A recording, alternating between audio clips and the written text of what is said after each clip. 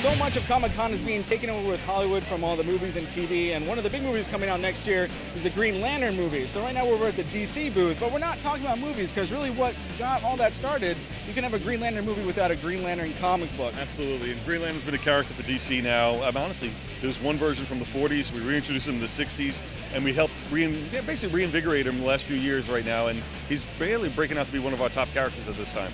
And really what he got, the big storyline you guys just did with him was the Blackest Night storyline too. He's kind of like, you know, elevated to Superman and Batman status now. Yeah, and I think that's what's exciting. We always felt that Green Lantern had some real incredible potential. We've always believed him, has a long history, has a long fan base, and this was really nice to see him start to break out in this fashion. Jeff Johns, who was the writer of Green Lantern since we reintroduced him in this Rebirth storyline that we did about 3-4 years ago, has really taken and really helped re-energize him for a brand new audience, and I'm glad to see people getting as excited about him as we are. And then it's all continuing on to the Brightest Day storyline you guys have going as well. Absolutely. Again, a lot of what we do is that because we've been working with the same set of characters for so long, our goal is to always find ways to reintroduce them to new audiences, find ways to find different spins without changing them too much, and really identify what the core strength it is while building a new contemporary world around them. And that's exactly what Brightest Day does with so many of our characters.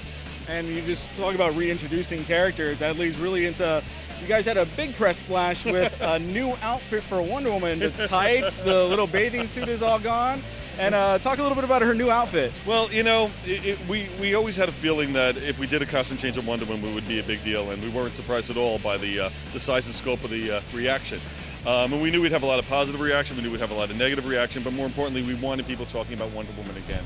She's one of our premier characters, and when we brought our writer as strong as Joe Straczynski on board, he had a real definitive story that he wanted to tell with Wonder Woman that needed a costume change. It really has a purpose why she changed her clothes in regards to the story that's being told.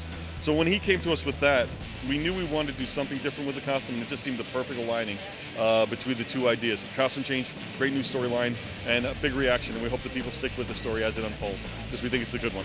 And speaking of Joe Straczynski, he's also now writing Superman, and he's a former writer for television doing Babylon 5, really renowned for doing that. What new is he bringing to Superman then as well? Well, you know, Joe is probably one of the biggest Superman fans out there. He's a longtime fan with Superman. He'll even tell you himself about all the Superman memorabilia he has in his house. So he's been wanting to write Superman for a while, and we found a story that was really interesting for us. We've been telling a big cosmic adventure with Superman in the last couple of years, where Superman was on New Krypton meeting, basically understanding his alien heritage. And now we tell the flip side of the story with him, which is called Grounded.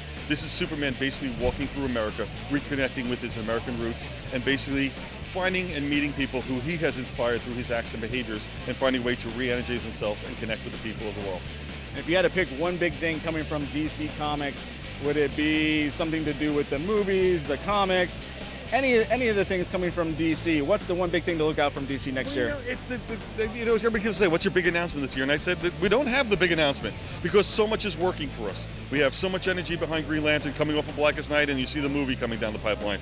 Our Batman story, ever since we did this Batman RIP story over a year ago, has just been on fire for us, and we have great new twists and turns coming up to the end of the year with Batman. We have the Superman Grounded story happening, and we have the Wonder Woman costume change. So here you have our 4 primary characters just exploding off the page, and then after that, we have Flash and Hawkman about to take center stage again too. So all our big characters are starting to get the light and actually the attention that I think they deserve.